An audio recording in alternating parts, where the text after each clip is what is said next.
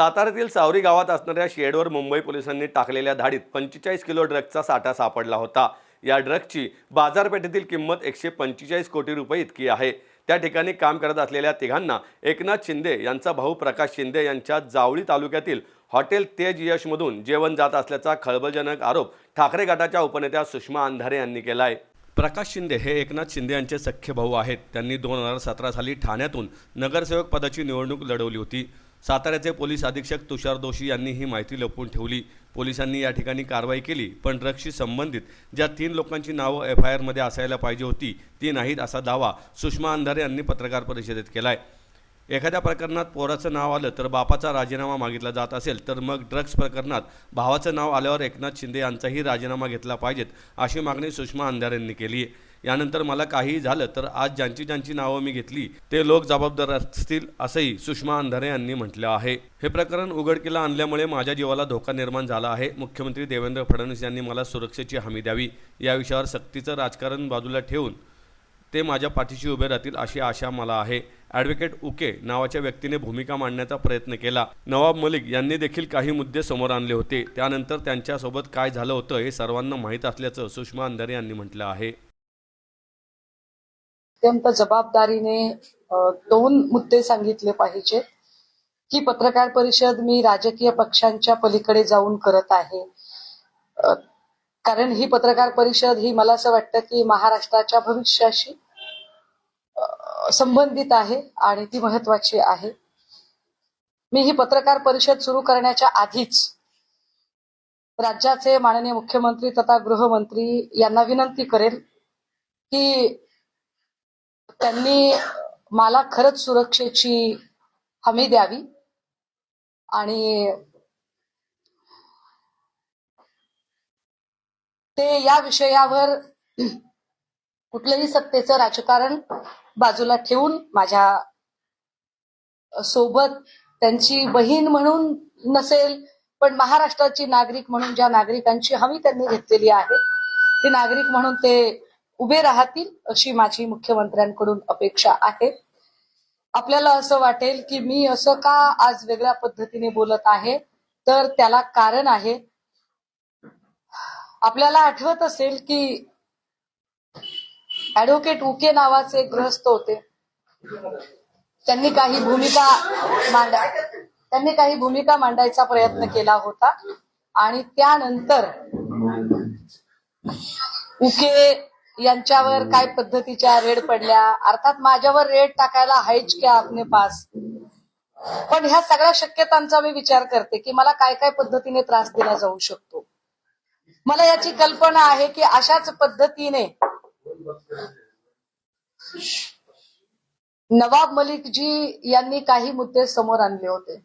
नंतर नवाब मलिकजींच्या सोबत काय झालं हे उभ्या महाराष्ट्राने बघितलेलं आहे आणि यावर इतकी गोपनीयता का पाळली जाते। अनिक्षा जयसिंघानीचं प्रकरण अशाच पद्धतीने दडपलं गेलं आणि होय, मी पुन्हा अनिक्षा जयसिंघानी प्रकरण काढेल, मी पुन्हा गोविंद शिनकरवर बोलेल, मी पुन्हा ओंकार डिगे, रणजित शिंदे, प्रकाश शिंदे यांच्यावर बोलेल। यानंतर या क्षणानंतर मला काटा जरी मोडला तरी संपूर्ण पत्रकार परिषदेत सगळ्या पत्रकारांच्या समोर हे मी सांगितलं पाहिजे की त्याची जबाबदारी आज पत्रकार परिषदेत मी जेवढी नावं उच्चारलेली आहेत त्या प्रत्येकाची ती जबाबदारी असेल। माझं असं म्हणणं आहे की प्रकाश शिंदे हे त्याचे मालक आहेत, ही गोष्ट तुषार दोशींनी का लपवली? पत्रकारांनी त्यांना विचारलेलं होतं, स्पष्टपणे विचारलं होतं, ही माहिती का लपवली? गेल्या 5 दिवसांपासून ही माहिती का लपवली जाते? आणि त्याच्याही पुढे जाऊन अजून तर्कशुद्ध प्रश्न विचारते। असं गृहीत धरू की नाही बाबा तो प्रकाश शिंदे दुसरा कुणी आहे, ओके मी माफी मागते सगळ्यांच्या समोर, तो प्रकाश शिंदे कुणी दुसरा आहे। मग 115 कोटीचं ड्रग जिथे सापडतं आणि ज्याच्याशी संबंधित की या हॉटेलमधून जेवण जात होतं आणि या हॉटेलच्या 7-12 प्रकाश शिंदे नावाच्या माणसाच्या नावावर आहेत, त्या प्रकाश शिंदेचा साधा उल्लेख किंवा त्या प्रकाश शिंदेला का सोडून दिलं? का त्याला अटक केली नाही? जर तो साधा माणूस आहे तर का अटक केली नाही? मी प्रत्येक प्रश्न लॉजिकल आपल्याला विचारते। कुणी साले म्हटलं तर राजीनामा, अमेडिया कंपनी, अर्थात मी काही यांची बाजू घेत नाहीये, मला अजित पवारांशी देणं घेणं नाही, मला देवेंद्र फडणवीसांशी घेणं देणं नाही, पण मोहळांचा राजीनामा मागता पार्थ पवारचा राजीनामा मागितला होता, आता पार्थ पवार आणि मोहोळ या दोघांचा तर राजीनामा घेतलाच पाहिजे. पोराचं नाव येतंय म्हणून जर बापाचा राजीनामा मागितला जातो तर त्याच न्यायाने भावाचं नाव येतं म्हणून भावाचा राजीनामा मागितला पाहिजे. अपेक्षा आहे की या राज्यातले किती आमदार किती खासदार या राजीनाम्याची मागणी करतात, ज्यांना महाराष्ट्राच्या भविष्याची चाड असेल. मी पक्षीय राजकारणाच्या पलीकडे जाऊन सांगते आणि फार द्वेषाने सांगते. ज्यांना महाराष्ट्राच्या भविष्याची चाड असेल, ज्यांना महाराष्ट्रातल्या पोरांचं एक निरोगी आयुष्याची चाड असेल, असे किती आमदार आणि किती खासदार ठामपणे या राजीनाम्याची मागणी करतात. किती जणांच्या पाठीला कणा आहे, स्पाईन आहे, जे राजीनामा मागणी करू शकतात.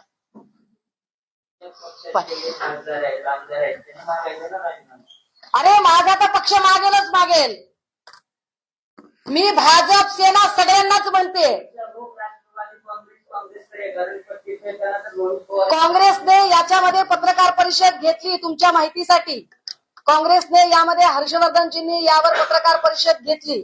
माझ्या माहितीप्रमाणे विजयजी वड्डेट्टीवार यांनी पण त्यावर काहीतरी उवाच केलेला आहे. माझ्या पक्षाकडून आम्ही आज बोलतोय त्याचं कारण हे की जोपर्यंत हातात डॉक्युमेंट येत नाहीत तोपर्यंत बोलू नये.